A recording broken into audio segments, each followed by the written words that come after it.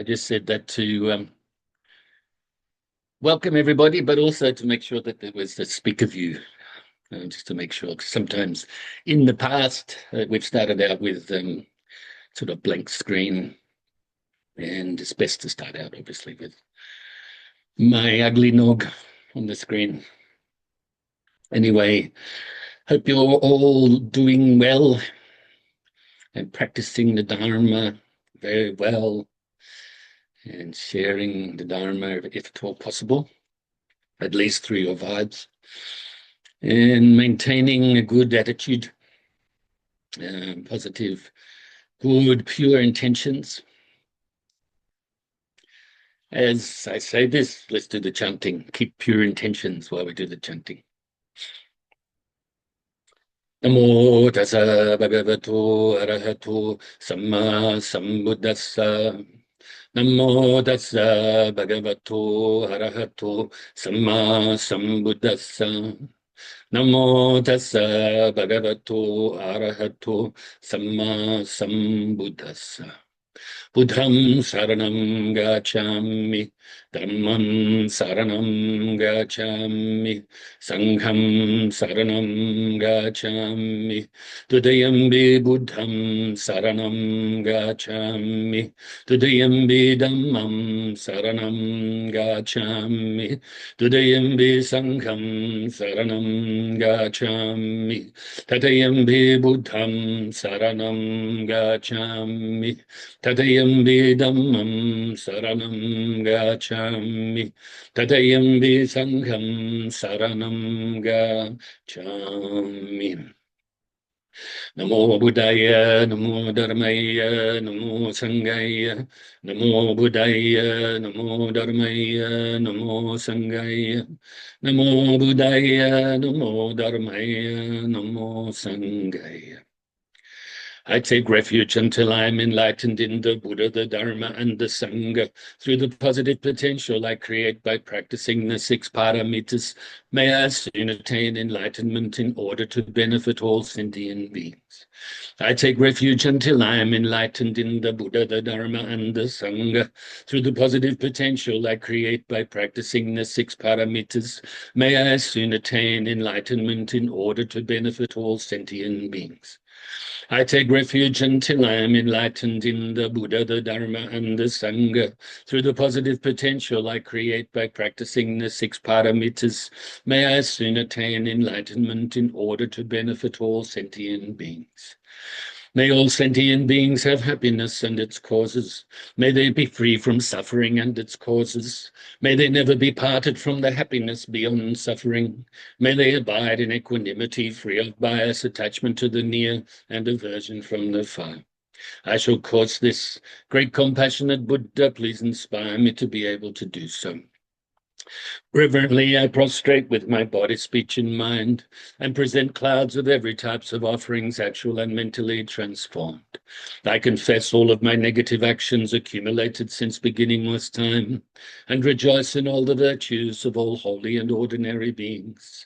Please remain until cyclic existence ends, and turn the wheel of Dharma for all sentient beings. I dedicate the virtues of myself and others to the great enlightenment. However innumerable all sentient beings are, about to save them all. However inexhaustible my delusions are, about to extinguish them all. However immeasurable the Dharma teachings are, about to master them all.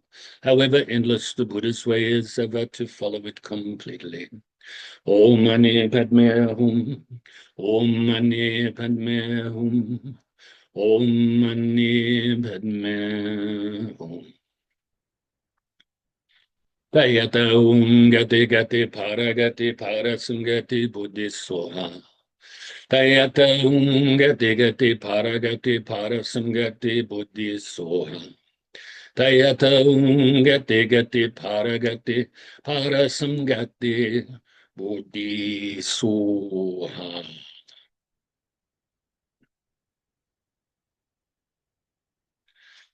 So now time for a little bit of meditation.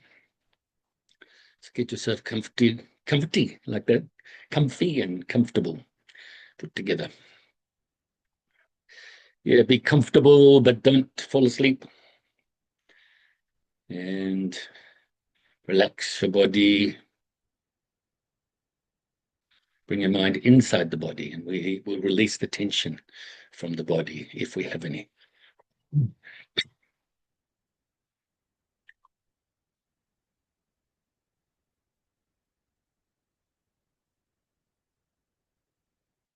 So starting from the bottom of the body, work your way up to the top of your head, of course down to the tips of your fingers along the way as well. So let's take a few moments to do this now.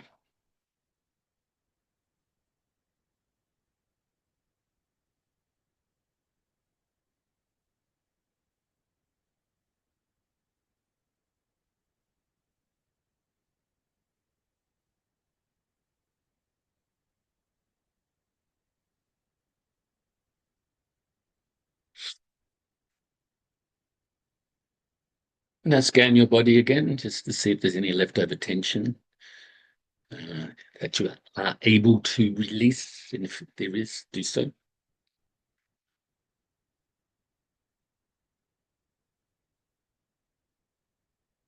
Now bring your focus to the tip of your nose initially, and follow the feeling of the breath as we breathe in the nose all the way into the lungs, back out the nose again, and so on and so forth. If any thoughts arise or mental activity arises, don't cling to it or grasp at it. Also, don't try to force it away or deny it even.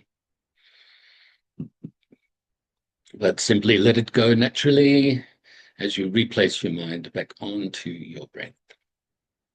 And if your mind becomes dull or sleepy, then wake it up a little bit by refocusing on the breath more brightly.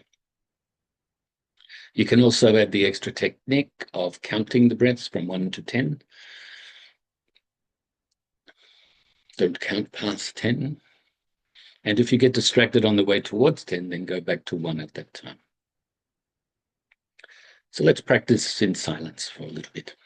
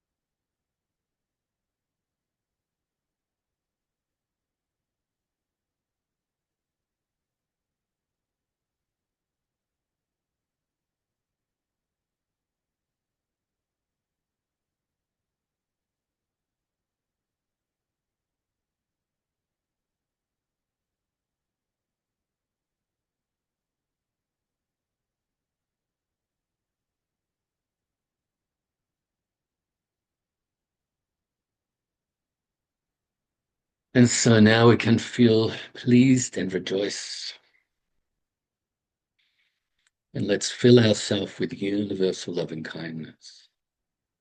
So extending this loving kindness to ourselves.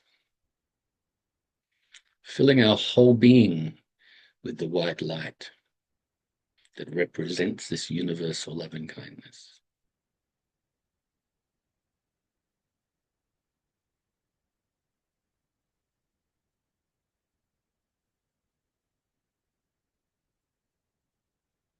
Your body and mind are very light, subtle,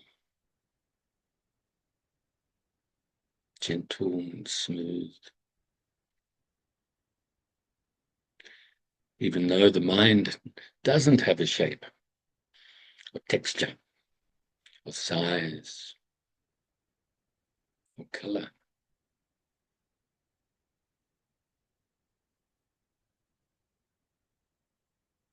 So fill yourself with so much universal love and kindness that it now overflows and radiates outwards from your heart center to all of your loved ones, or to your loved ones, I should say, and fills them with the white light, this universal love and kindness as well.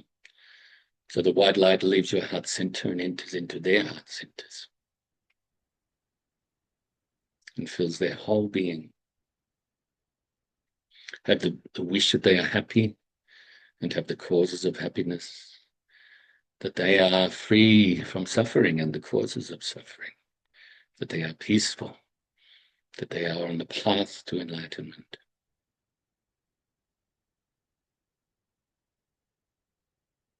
And now also include strangers and do likewise.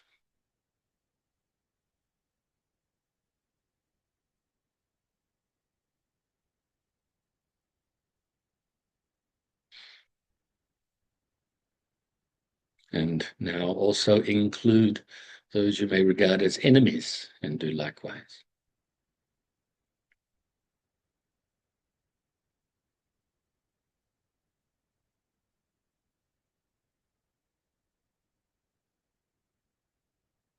And now we can extend this loving kindness out further and further distance-wise.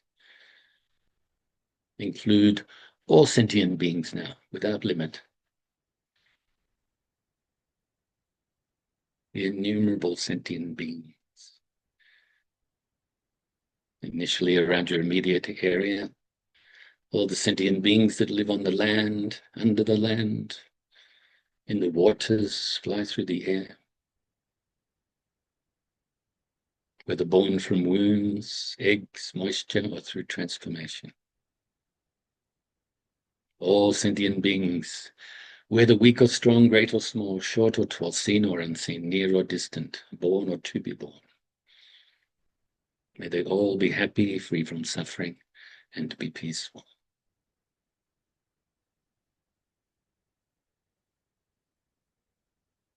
So let's now radiate our loving kindness out throughout our whole state or county.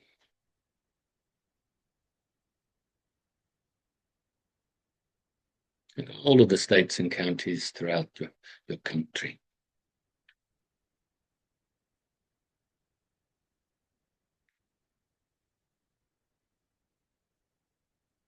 And all of the countries throughout the world.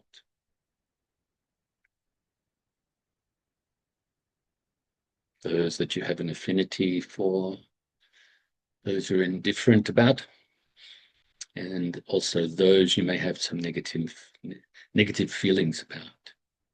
Also have your loving kindness pervade throughout all of the bodies of water, such as the oceans and so on, and all the way to the core of the earth and to the outermost atmosphere. And now beyond this planet as well, throughout the whole solar system.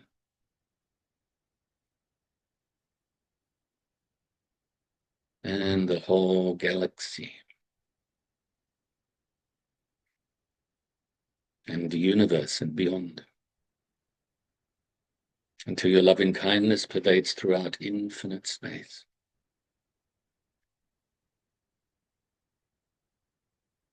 whilst also being present here and now to recite the dedication prayer.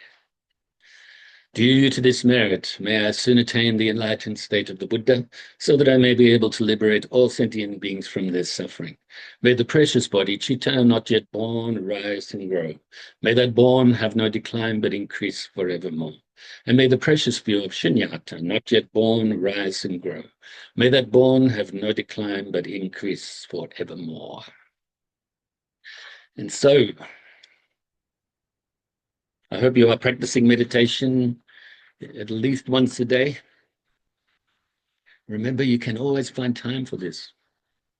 And maybe I can remind you about quite a humorous but great teaching saying, a Zen saying.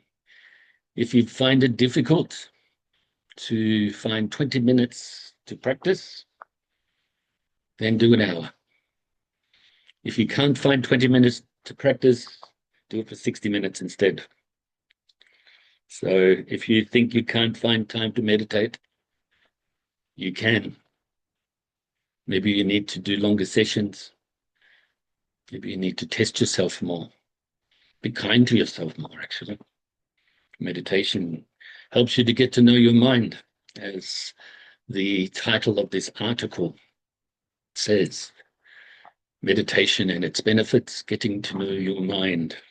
The more you get to know your mind, the more it is that you can train your mind to engage in the causes of happiness more and lessen your, what does this say here? Okay.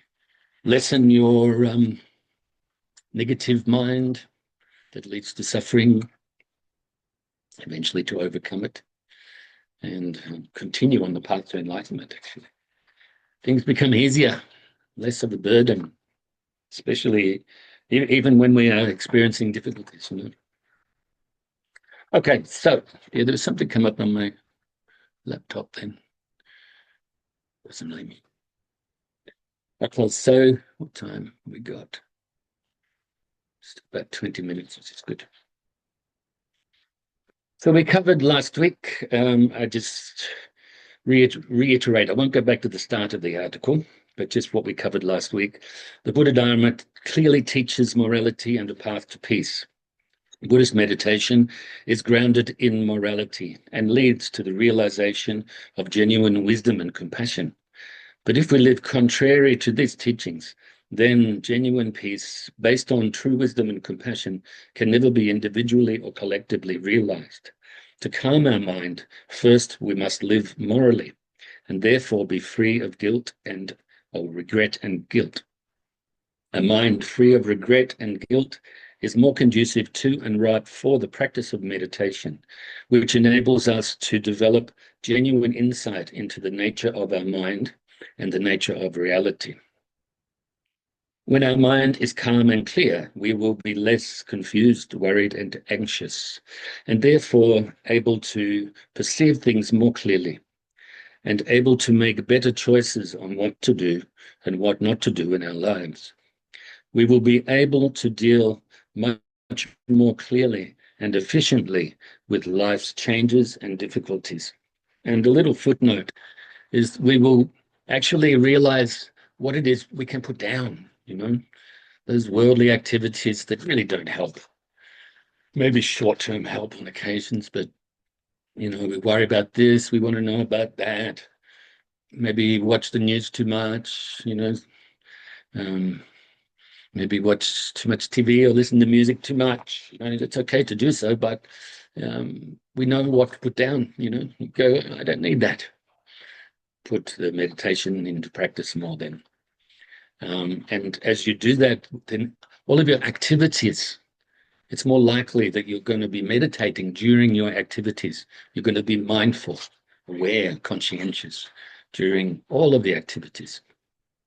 I did quite a lot of work, and Mum as well, in the garden yesterday, vegetable garden, planting, and the seeds have turned into seedlings, and you know, I had to take out some weeds and other plants I had to take out because they're actually overflowing now, which is good. First time for a while, but mindful, you know, the 2 hours approximately mindful,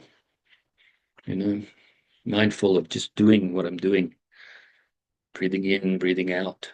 Without the breathing in, breathing out, there's no gardening, right?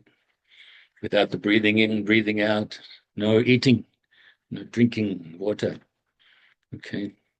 No computer, no Zoom class. Okay, just wanted to mention that, right?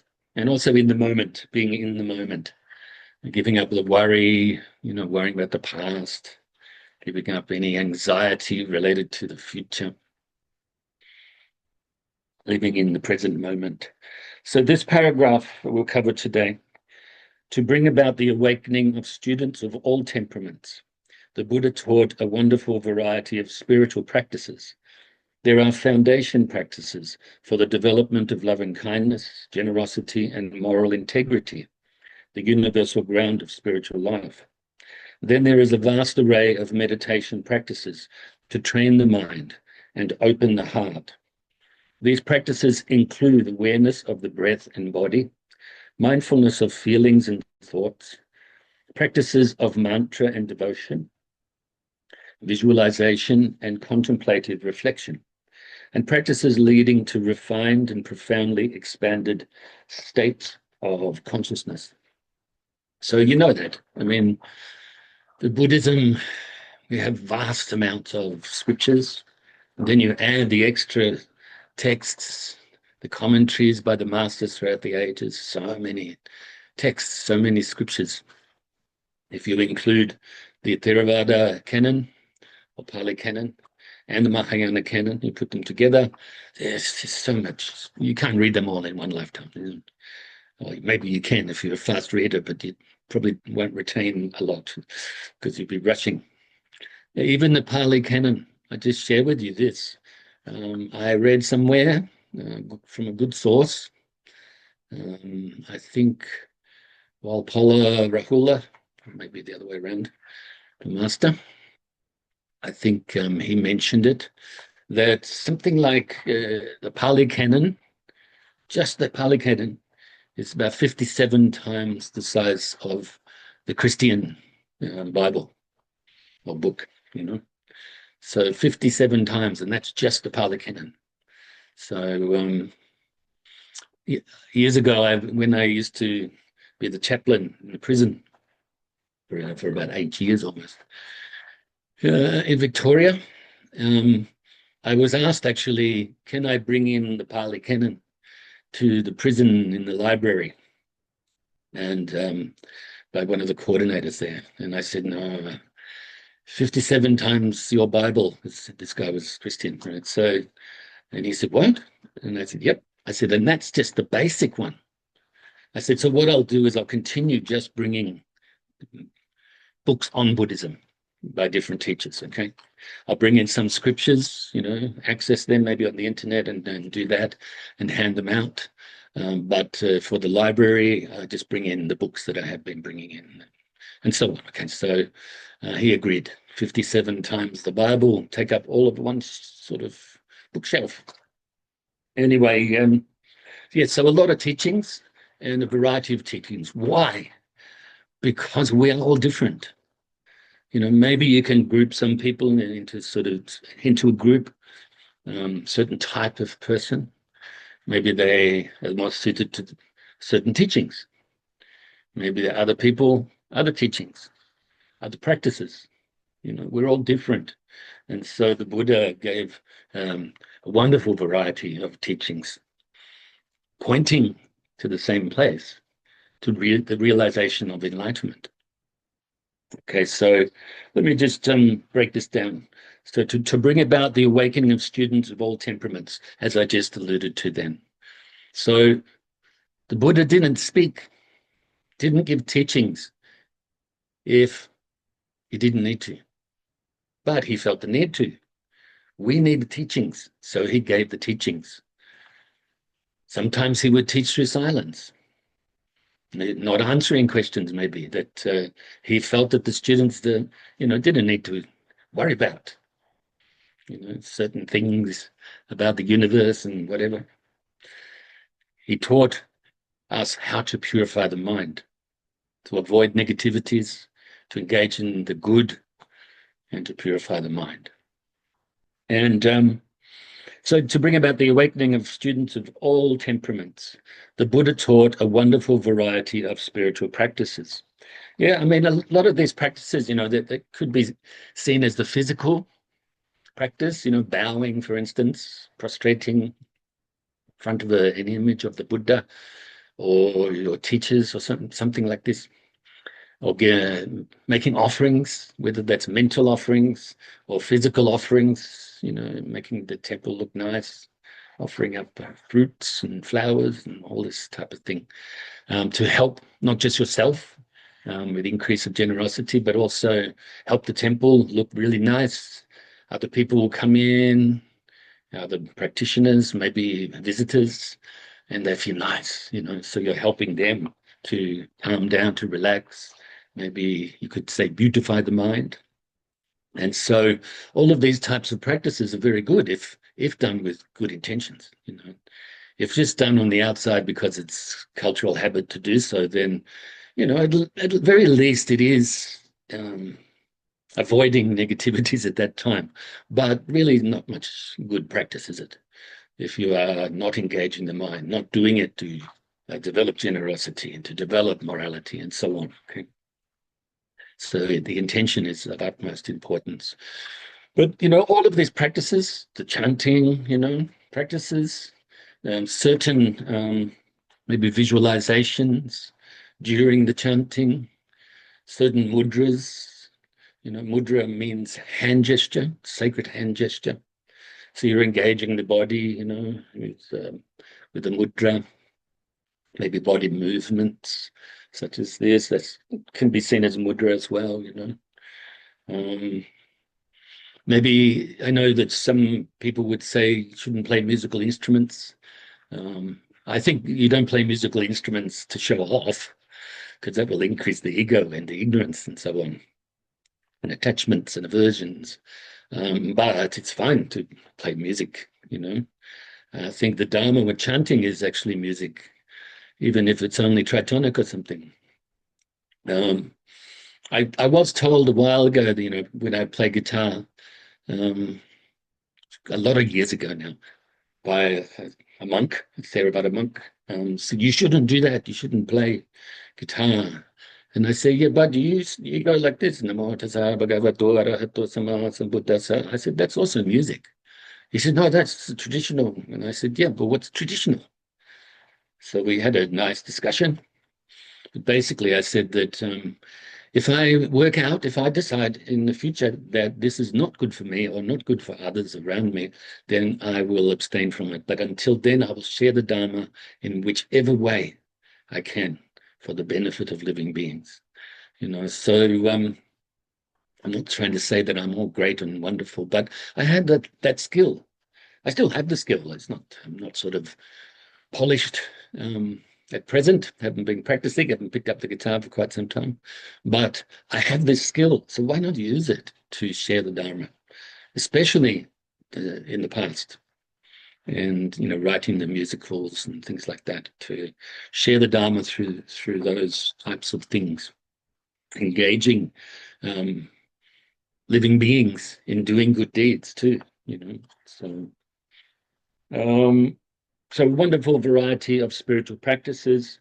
Whether this be formal practices, it could be in the garden. You could be making meals for your loved ones, or for monks or nuns, or anything, right? That's good practices. There are, how are we doing for time? 7 minutes. There are foundation practices for the development of loving kindness as we engage with the loving kindness meditation, and other practices as well, other different types of meditation. And so we engage in loving kindness meditation to not only decrease the negatives of hatred and anger and so on, but to increase loving kindness. We also engage in the Tonglen, or giving, taking meditation, to develop more compassion, to decrease things like cruelty and whatnot. We work to develop a mind of equanimity, free of bias, so that we are freeing ourselves from attachment and aversion and uprooting the ignorance eventually, developing the great concentration so that we can utilize our mind, still mind, clear mind, to investigate and analyze phenomena, the Dharma. We do all these practices to develop and eventually realize enlightenment, great compassion, bodhicitta intention, and realize the supreme wisdom. So loving kindness, generosity, and moral integrity. So we have all of these foundation practices, basically, you could say, to realize the paramitas, to realize the perfections, the transcendental perfections: generosity, morality, patience, effort, concentration, and wisdom. And all of the other Dharma teachings that are very, very important, of course, to realize the two bodhicittas, the ultimate or the relative bodhicitta, of which comes in two parts. There's the aspirational, and then there's the practical, and also the ultimate bodhicitta, the realization of enlightenment. And this loving kindness and generosity and moral integrity is the universal ground for spiritual life. So you could say, mentioning these three up front, this is basically saying this is what we should, this is the basis of our practice. This is like the foundation of the practice, of all practices. Then there is a vast array of meditation practices to train the mind and open the heart. And what I mean by that, train the mind, I'm pointing to wisdom, and open the heart, pointing to bodhicitta, or the great compassion. Okay, remember that when compassion or bodhicitta is married with the supreme wisdom, perfected, joined together, they are not separate, that is enlightenment. Okay, you realize you can traverse all of the bhumis along the way, all of the grounds or stages to enlightenment on the bodhisattva path, where you perfect the six paramitas, and then you go beyond that, perfecting the other four qualities that you need to perfect before you become a Buddha. Okay. These practices include awareness of the body, or the breath and body. So obviously, we do this meditation where we focus on the breath. This is a physical thing, but also we focus is the feeling, the physical feeling of the breath, but also in the mind. We always have feelings as sentient beings, mentally, either pleasant, painful, or neutral. So you could say we are engaging the body, the mental feelings or sensations, also the mind itself, and the activities of the mind.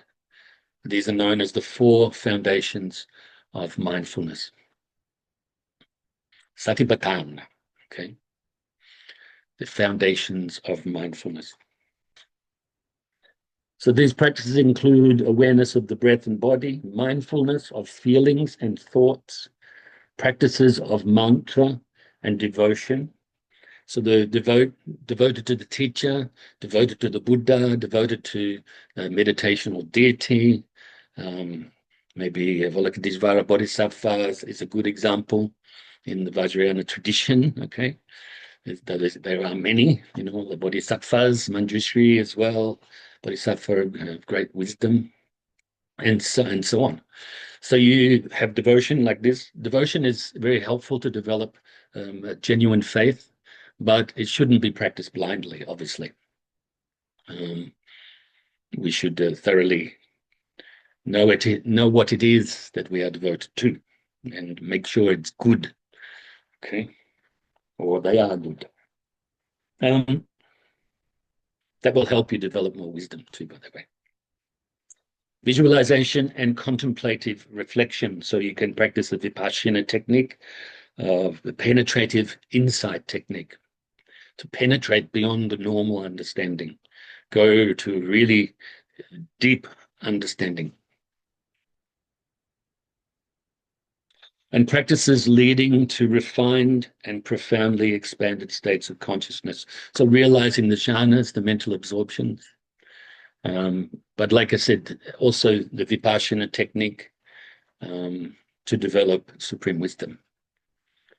So we can engage in as many of these practices as we want, but maybe 1, 2, 3, maybe limit ourselves so that we practice them, those ones that we do practice them thoroughly, consistently.